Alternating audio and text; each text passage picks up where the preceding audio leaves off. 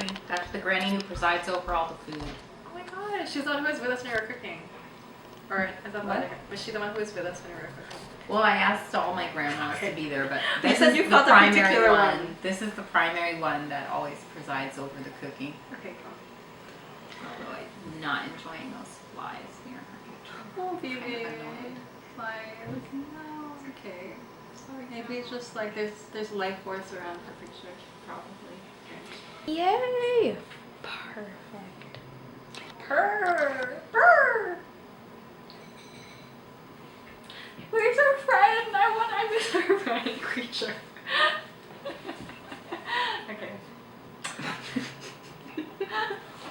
This is gonna be a thing. It should be a thing. Are we always gonna make videos with this? Yeah. I feel like we might. I feel like this can become the persona that sort of articulates the things that we don't feel comfortable enough in our own Like telling the white people off. Yo, don't Hey, exotify us while we're talking. Don't appropriate falafel. Yeah, exactly. Okay, cool. But Okay. pay us Okay. money to teach you how to make it.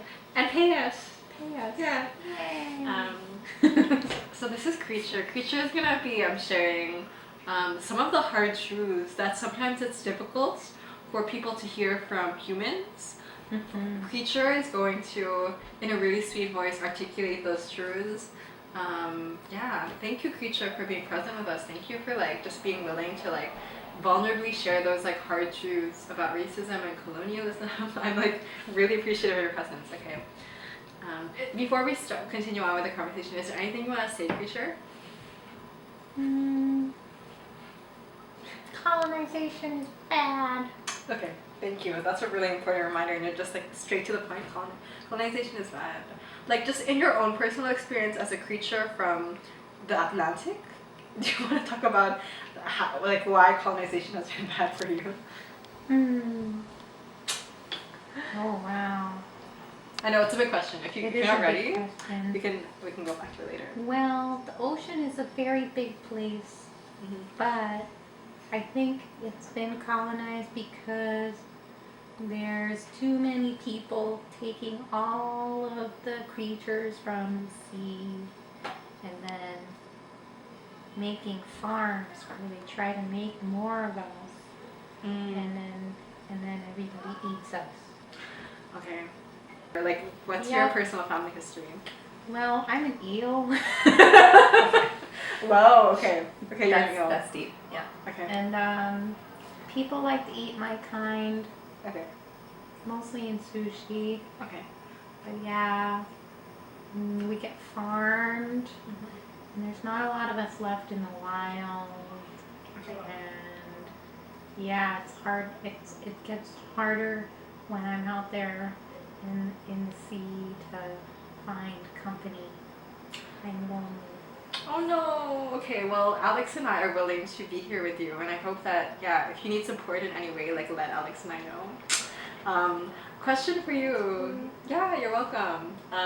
Is there any question you had for Alex or myself in relation to anything? Well, how does colonialism impact your food Okay. Yeah. or your species? Yeah, I would say that I feel like there's so many branches I feel are coming out of my bodily tree right now, but I feel like the main branch I want to explore with this question is long-term regeneration of our environments, because many different indigenous traditions across the world specifically keep into mind and heart regeneration and making sure that future ancestors or future inheritors of the earth will inherit an earth that is nourished, that is regenerated, that is nourishing.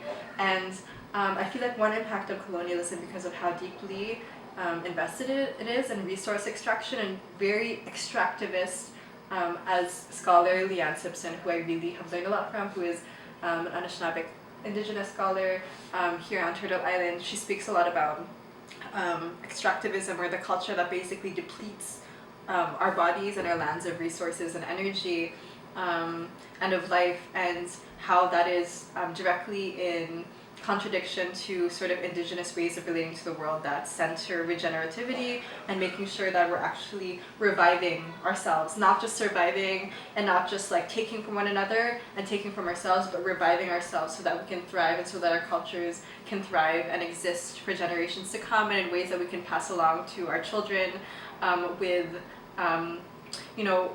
the life that it was passed on to us, or maybe with more life than it was passed on to us, because a lot of us, I feel like, are at a generation where we're like dealing with the cultural loss of our parents and colonialism, but like I feel like a question for me in relation to colonialism that's important is like, how do we actually revive ourselves, not just survive, but how do we regenerate ourselves and the lands? And so to answer your question, I feel like one real impact of colonialism is depletion. It's like extracting from ourselves and from the earth. It's extracting, it's like erasing life, erasing cultures. And so I feel like an important way to think about how we can maybe re-indigenize is to think about how we can like regenerate ourselves and regenerate the earth by looking at the ways that our ancestors did that, which are so powerful. Like our ancestors are so badass. They have so many models of like regenerating the earth that we just like, because of colonialism, are being made to intentionally forget and